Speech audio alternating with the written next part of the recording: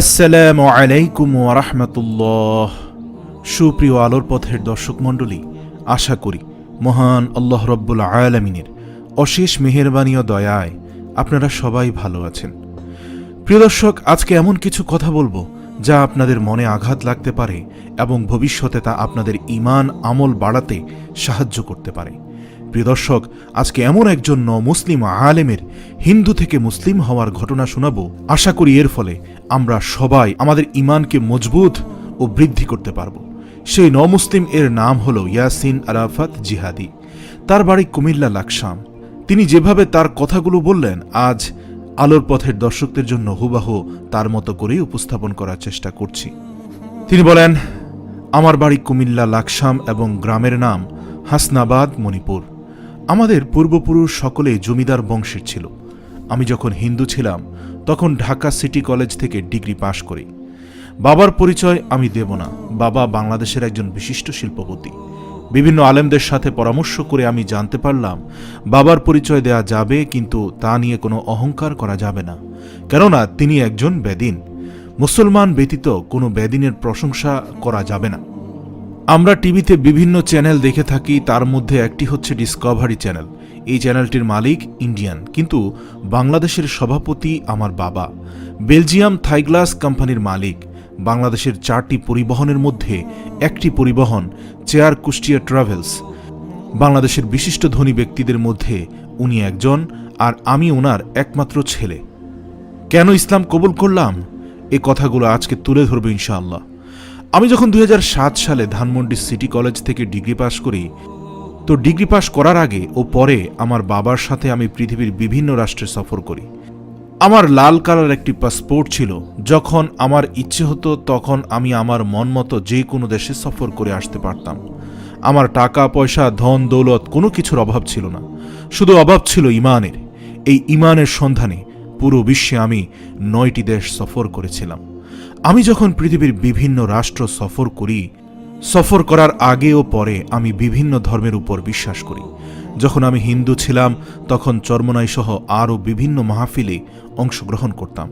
হে মুসলমান ভাইরা, আজকে আমি হিন্দু ঘরে জন্ম নিয়ে যদি ইসলামের বিভিন্ন মাহফিলে যেতে পারি, তাহলে আপনারা মুসলিম হয়ে কেন আল্লাহর পথে পা দিচ্ছেন না? আমি তো বেদিন, আমার বাবা মা বেদিন। আমার বাবা মা আমাকে কখনো বলেননি যে তুমি কোনো মাহফিলে অংশগ্রহণ করেছ, কিন্তু আজ পর্যন্ত চরমনার মাহফিলে আমি 34 বার অংশগ্রহণ করেছি। গত বছর আমার কাছে মাহফিলে যাওয়ার কোনো টাকা পয়সা ছিল না। তৎক্ষণাৎ দুহাত তুলে দিলাম রব্বুল আলামিনের দরবারে, এবং আল্লাহ তাআলা আমাকে টাকা পয়সার ব্যবস্থা করে দিলেন বিভিন্নভাবে।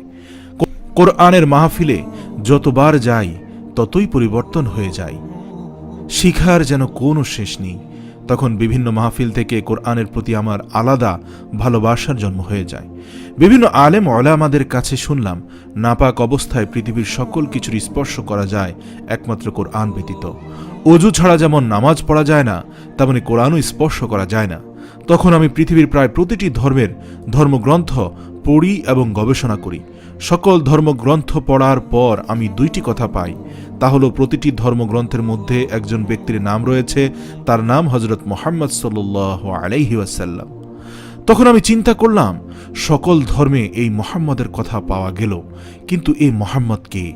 ভাবতে ভাবতে একদিন হঠাৎ মসজিদের মাইক থেকে ভেসে আসা আজান আমার কানে পৌঁছালো। সেখানে আমি শুনতে পারলাম, আশহাদু আন্না মুহাম্মাদুর রাসূলুল্লাহ। আমি সাক্ষ্য দিচ্ছি মুহাম্মাদুর রাসূলুল্লাহ সাল্লাল্লাহু আলাইহি ওয়াসাল্লাম আল্লাহর প্রেরিত রাসূল। কিন্তু আমি তো হিন্দুর সন্তান। তখন চিন্তায় পড়ে গেলাম, আমার বাবা মা আমাকে কখনো মুহাম্মদ সাল্লাল্লাহু আলাইহি ওয়াসাল্লামের কথা বলেননি। বাইবেল, গীতা, বেদ সহ আরও অনেক ধর্মগ্রন্থ গবেষণা করে আমি মুহাম্মদ সাল্লাল্লাহু আলাইহি ওয়াসাল্লামের কথা পেলাম, কিন্তু এর সম্পর্কে আমার বাবা মা আমাকে কোনোদিন কিছু বলেননি।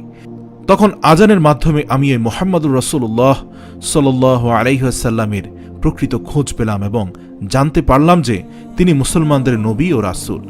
আপনারা সবাই মুসলমান ঘরের সন্তান এবং আমি হিন্দু ঘরের সন্তান।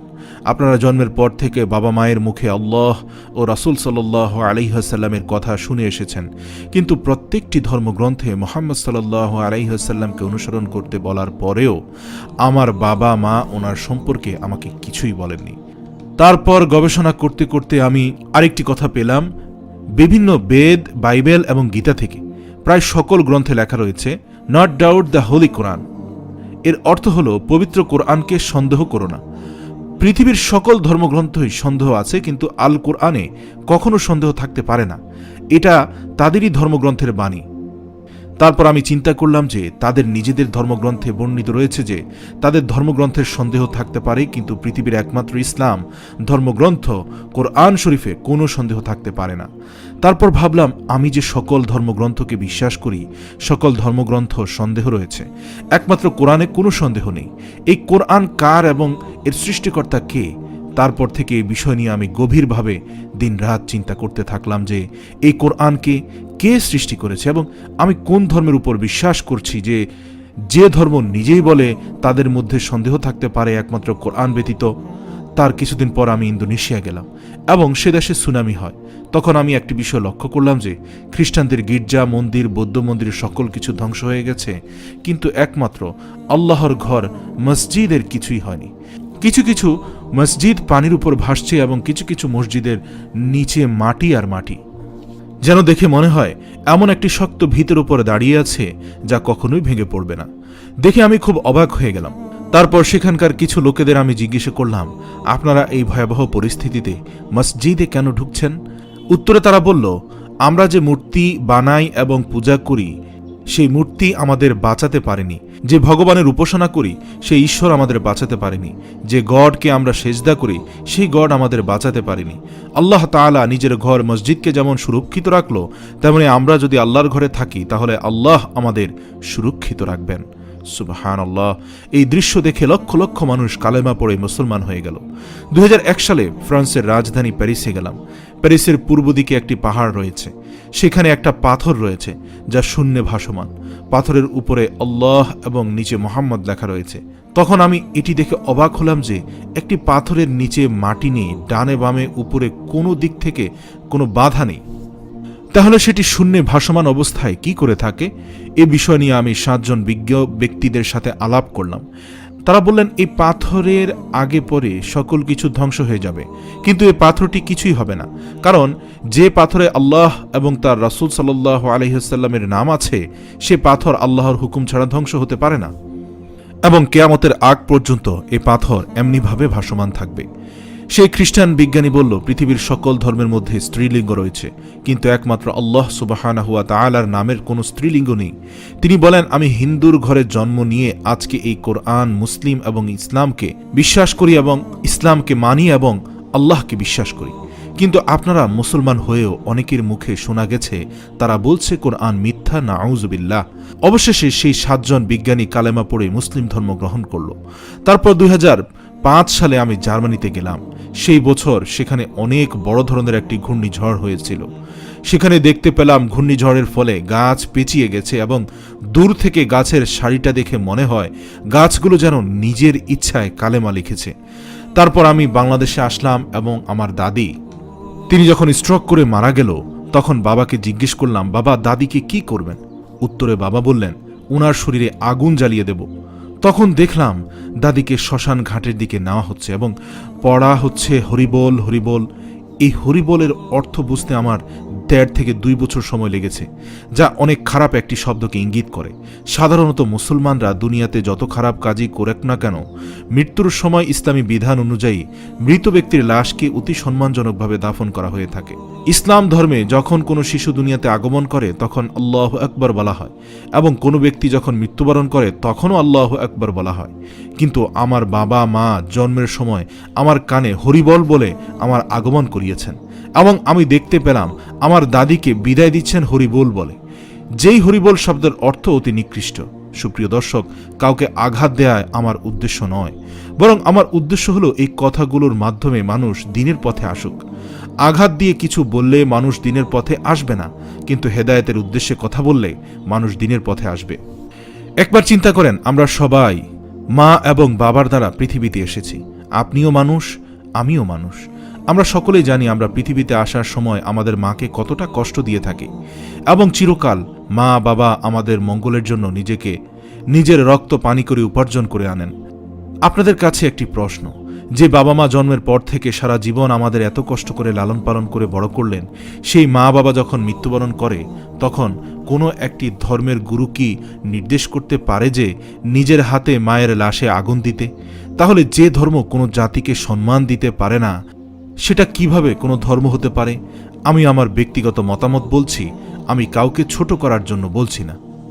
মুসলিম ইয়াসিন আরাফাত আরও বলেন, আমার কথা হলো, ইসলাম ধর্ম যদি একজন ব্যক্তিকে এতটা সম্মান দিতে পারে, এমনকি তার মৃত্যুর পরেও, তাহলে অন্যান্য ধর্ম কেন তা পারে না? তখন আমি চিন্তা করলাম, আজকে আমার দাদির মৃতদেহ আগুন দিচ্ছে আমার বাবা, কালকে আমি কি করে নিজের হাতে আমার মায়ের মৃতদেহে আগুন দিব? কি দোষ তাদের যাদের শরীরে আগুন দেওয়া হয়? তারপর আমি দেখলাম আমার দাদির কানে কানে কি যেন একটা মন্ত্র পড়া হচ্ছে।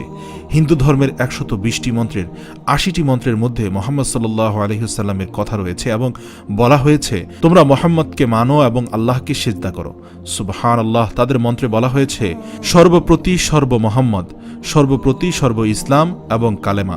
বলা হয়েছে, সমান চোখে তুমি আল্লাহ তাআলাকে সিজদা করো এবং মোহাম্মদকে মানো। কিন্তু তখন আমার ঠাকুমা ছিল মৃত, এই মৃত মহিলাকে আমি কিভাবে কালেমা পড়াবো? যখন আমার দাদির জ্ঞান ক্ষমতা ছিল তখন তিনি সত্যের পথ দেখেননি, এখন কিভাবে তিনি কালেমা পড়বেন? কারণ তিনি তো এখন মৃত। কিন্তু আমি পড়তে পারবো। যদি কালেমা গ্রহণ করার জন্য আমার জীবন ত্যাগ করতে হয় তাহলে আমি তাই করব। এমনকি যদি আমার বাবা মা সবাইকে ত্যাগ করতে হয় তাহলে আমি ইসলামের জন্য সেটা করব। জীবন হচ্ছে আল্লাহ তাআলার কাছে এবং আমি আল্লাহ তাআলার জন্যই ইসলাম কবুল করব, কারণ আমার এবং আমার পৃথিবীর মালিক হচ্ছেন তিনি। যাই হোক, তখন আমি চিন্তা করলাম, আমি যে ভগবানকে সেজদা করি সে ভগবানের নাম কৃষ্ণ। আমরা জানি আল্লাহ তাআলার 99টি নাম রয়েছে, সেখানে কোনো জায়গায় কৃষ্ণ নামটি নেই। এখন এই কৃষ্ণ নামের অর্থটা কি? 4টি খণ্ড গবেষণা করে আমি জানতে পারলাম, কৃষ্ণ প্রথম খণ্ডে বর্ণিত হলো এর অর্থ কাল, দ্বিতীয় খণ্ডে কাল অর্থ বদ, তৃতীয় খণ্ডে বদ মানে খারাপ, চতুর্থ খণ্ডে খারাপ অর্থ নিকৃষ্ট। তাহলে কৃষ্ণ শব্দের অর্থ দাঁড়ায় নিকৃষ্ট। এখানে আমার কথা হলো, যিনি আমাকে সৃষ্টি করেছেন তিনি যদি নিকৃষ্ট হন তাহলে আমি সৃষ্টি হয়ে এত সুন্দর হলাম কি করে? অথবা আমি সৃষ্টি হয়ে সুন্দর, আমার ভগবান তাহলে কিভাবে কালো বা বদ হবে? তাহলে বোঝা যায় পৃথিবীতে আল্লাহর সাথে হিন্দুদের ভগবানের কোনো সম্পর্ক নেই, কারণ আমাদের ধর্মে আল্লাহ তাআলাকে মর্যাদা দেওয়া হয়েছে। তারপর 7 বছর একটি ময়না পাখির লালন পালন করলাম, হাজার চেষ্টা করেও তার মুখ দিয়ে কৃষ্ণ বের করতে পারলাম না। সর্বশেষ জবরদস্তি করে বলাতে গিয়ে ময়না পাখি বলল, আমি কৃষ্ণ বলতে পারি না, আমি আল্লাহ বলতে পারি। সুবহানাল্লাহ। প্রিয় মুসলমান ভাইরা, যদি ময়না পাখি আল্লাহ তাআলার পক্ষে থাকতে পারে তাহলে মানুষ হয়ে আমরা পারব না কেন? সুতরাং আমি আমার মাওলার খবর পেয়ে গেলাম, যার নাম আল্লাহ, গফুরুর রহিম, রহমানুর রহিম। অতঃপর আরও বিভিন্ন রিসার্চের মাধ্যমে আমি জানতে পারলাম, আমি যে পথে আছি সেটা সত্যের পথ নয়, আমি যে ধর্ম পালন করছি সেই ধর্ম সত্য ধর্ম নয়।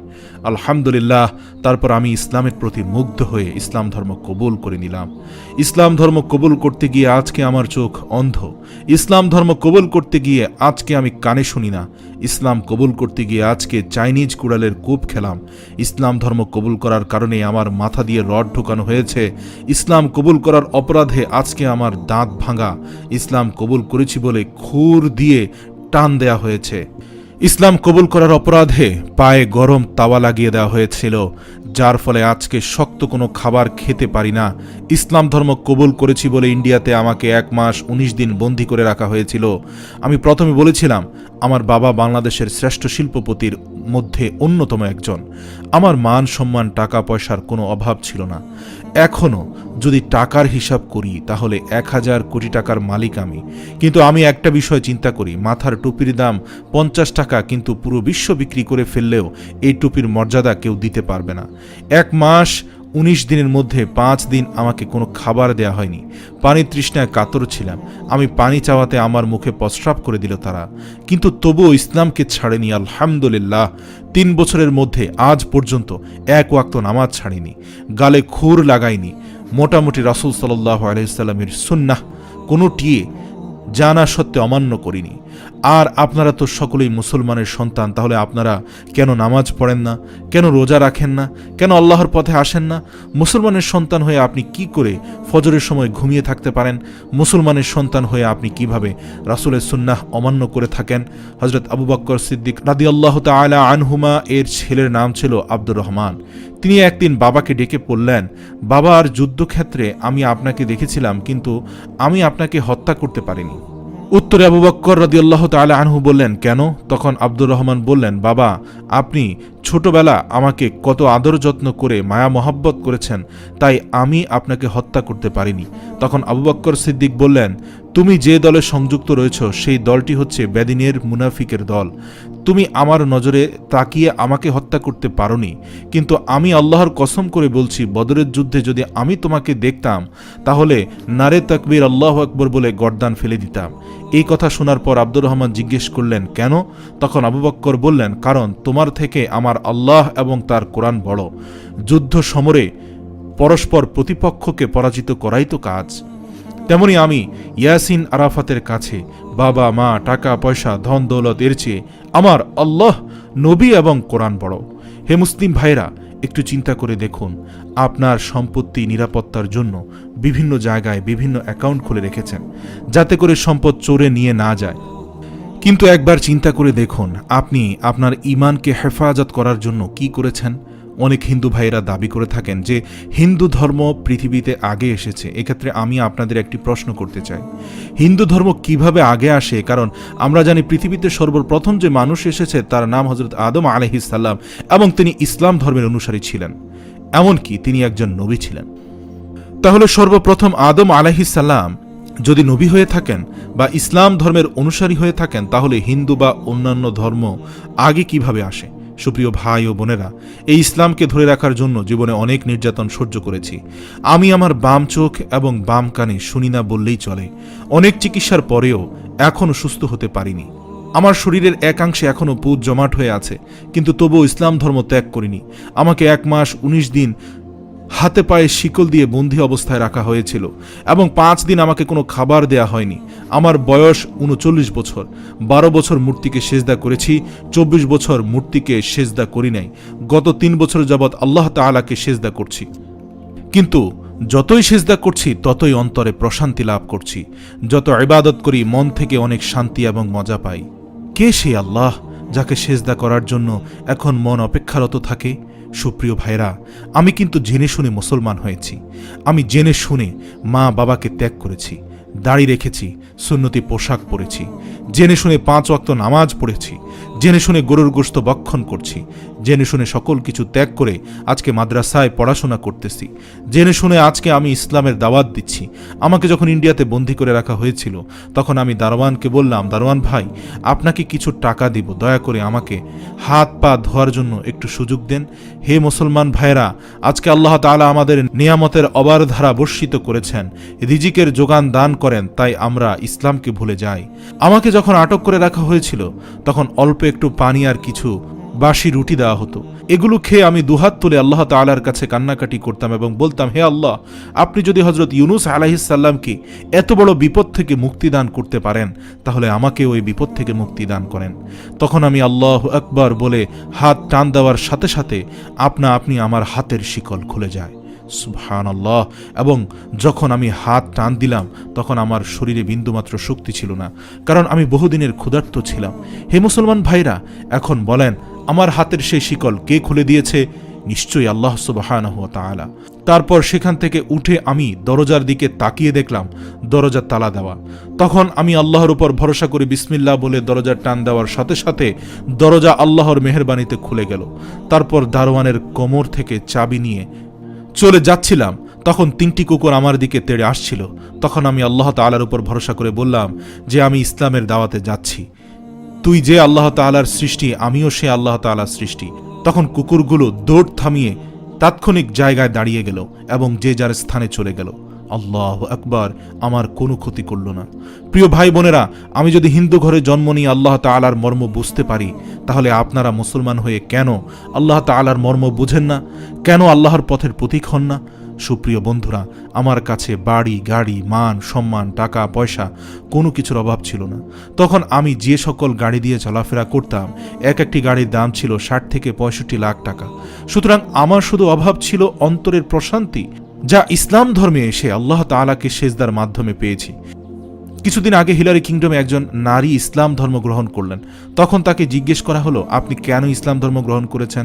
উত্তরে তিনি বললেন, আমি সকল ধর্ম গবেষণা করে কোনো ধর্মে নারীদের প্রতি সম্মান খুঁজে পাইনি।